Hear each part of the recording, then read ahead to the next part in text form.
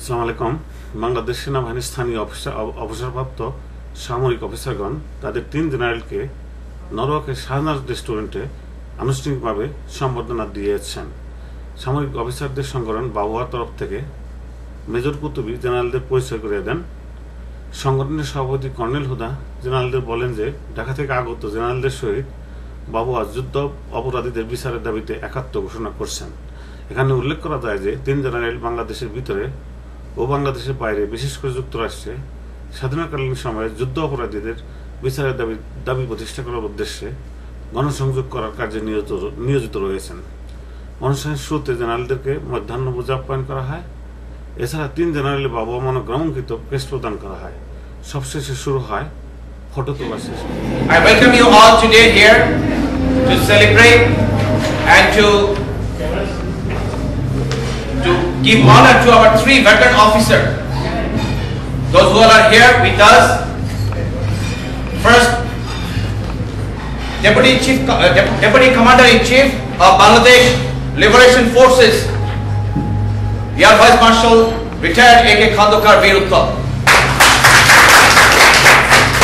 Then we have former Army Chief, Bangladesh Army, Lieutenant General Haruna Rashid Tripti. And we have former Area Commander and General Officers Commanding, Major General Jamil B. Hassan.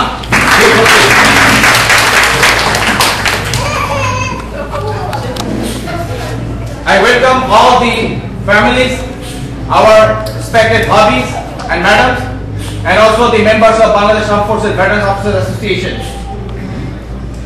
Today it is a very pleasant করেছিলাম। তখন আমাদের একটা প্রধান উদ্দেশ্য ছিল যে বাংলাদেশ থেকে officials, veteran officers and serving officer যখন এখানে আসবে তাদেরকে নিয়ে আমরা রিসেপশন দিব। এটা কিন্তু অ্যাকচুয়ালি প্রথম রিসেপশন, এবং এটা একটা খুব বাবুয়ার একটা এই দিনটার স্বর্ণাক্ষরে লেখা থাকবে এই জন্য যে প্রথমেই আমরা পেলাম 3 জন শুধু সিনিয়র অফিসার না, একজন এক্স আর্মি চিফ, একজন এক্স এয়ার চিফ এবং আরেকজন বাংলাদেশ আর্মির general officer commanding, very senior officers, এবং তারা personally You have been received with so much of warmth. We belong to same fraternity, that is the armed forces, and our bondage is very strong, and I believe this bondage will remain so as long as we live.